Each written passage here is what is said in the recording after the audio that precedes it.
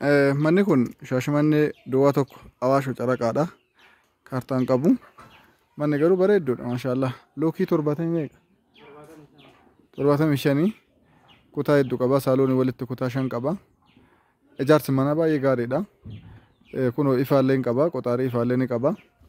Bishaanis kun as jala karaa kana jala jira. Kuni guddaan kun mana namni galu. Xiqqaan kun mana lukkoonni galtu. Killeellee nyaachuun hin jira. Isin takkitti nu bira kudhan galteetti. Asumaani mana lama bitaattanii beeka akka ati ofii jiraattanii akka beellanni jiraatullee jechuudha. Qeen akkana jirti. Bareechisanii jira maashaallah. Hatirii qofaa fuuldura qarqaa godhanii oduu qorqorroo godhanii gatii gara miliyoonaa himatan ture. Sababa kanaafuu amma gatii gassisina.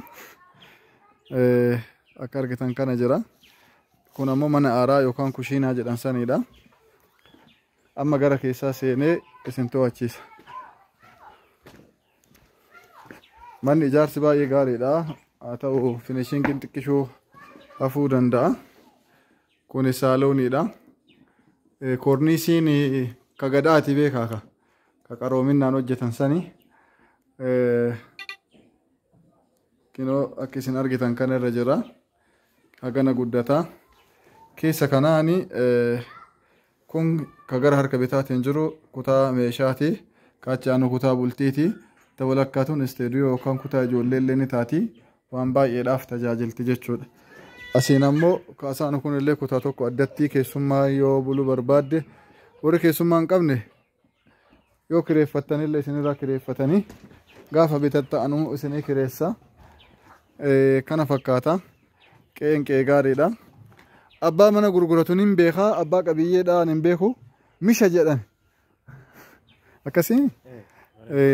Tajaajilli 01 tun misoomni ishee baay'ee gaariidha. Naannoon isin itti dhiyooftu warshaa qamarii dudda duuba warshaa qamarii irratti xiqqishuma achi taran jechuudha. Ispaaltii gara Kofalee Hadaabbaa Dodolaa warri asaasaa dhuftan kurruun illee daakuu manaan hin gayattan baabura yoo deebitan. Baajaajiin illee dhuftii karaan gaariidha. Kana fakkaata. Horii meeqa jennuuni? Isin beekira osoo qorqorroo godhame miliyoona. Amma miliyoonuma gadi himadha. Akka deemsa keessanii maal fakkaata? Safaraa biyya keessa. Qoyoollaan. Lafti kaaree 300 guutuumi? Ima guuta. Kaareen 300 guutuudha. Gatiin isaa warri akkuma duraan jedhe gara miliyoonaa kana kajeelanii wal gaggaafataa turre. Inni wayii amma 800 isa dhumaatii qoxaariin galee jira. Yoo 800 kaashii nu kennan bishaan illee galchinaa fi yannee finneerraa jechuurra jiranii. Anammoo mee waa dhiisaa fi yooma 50 illee taatee isinii kadhachuurra jira. Tun akka mala keessan ittiin dhuftaniini itti jabaadha. Manni mana diiguufillee nama yaachisuu miti namallee xaarsu. Wanni guddaan karaa qofa rabbi namarraa haa qabu. Wanni nama yaachisisii qofa.